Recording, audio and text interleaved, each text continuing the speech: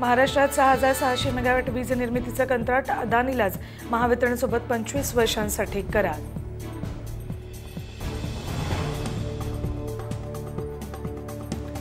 पंतप्रधान नरेंद्र मोदी 26 सप्टेंबरला वाशिम दौऱ्यावर. पोहरादेवीत उभारण्यात आलेल्या अंगारा वास्तू संग्रहालयाचं करणार लोकार्पण.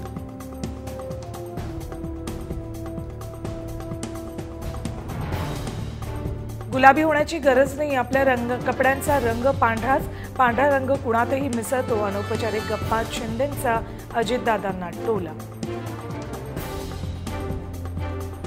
विधानसभेसाठी काँग्रेसकडे 1,500हून अधिक इच्छुकांचे अर्ज. 2019च्या तुलनेत अर्जांची संख्या दुप्पट. सर्वाधिक अर्ज विदर्भ आणि मराठवाड्यातून.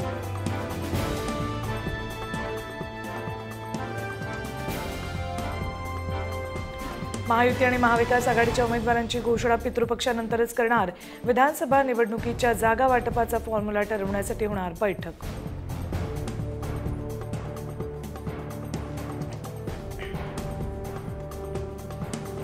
जनतेच्या पैशावर फुकट खाऊ आणि म्हणतात मीच तुझा भाऊ. लाडकी बहीण योजनेवरून उद्धव ठाकरेंची सत्ताधाऱ्यांवर जोरदार टीका.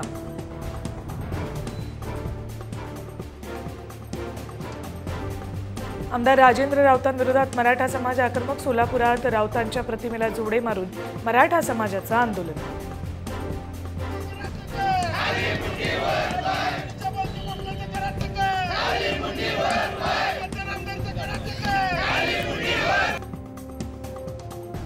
ठाकरे गटाचे जिल्हाप्रमुख सुधाकर बडगुजरांच्या मुलावर गुन्हा दाखल.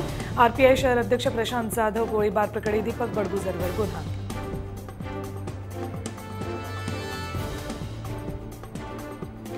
मिरजेत कमानींवरून राजकीय वाद. मार्केट चौकात ठाकरे गटाकडून सरकारच्या अपयशाचं चित्रण, तर शिंदे गटाकडून पुन्हा शिंदेच मुख्यमंत्री होणार असल्याच्या कमान.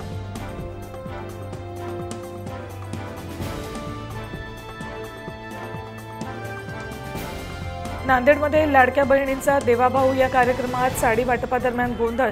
साडी वाटपात हजारो महिलांची झुंबड उडाल्यानं कार्यक्रम आटोपण्याची वेळ.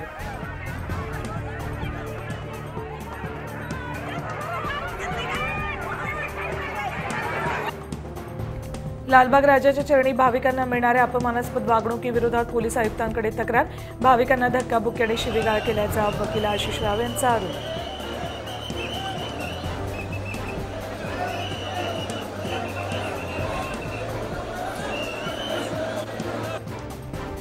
जालन्याच्या परतूरमध्ये जुन्या वादातून गोळीबार. तलवारी नाचवत गोळीबार करणाऱ्या दोघांना अटक.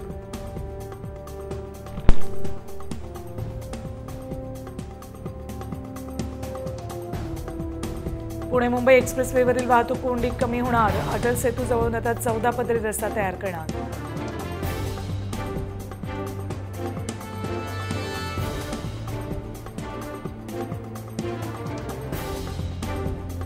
मुंबईकरांना आता घरातून बाहेर पडण्याआधीच हवामानाचे अपडेट्स मिळणार.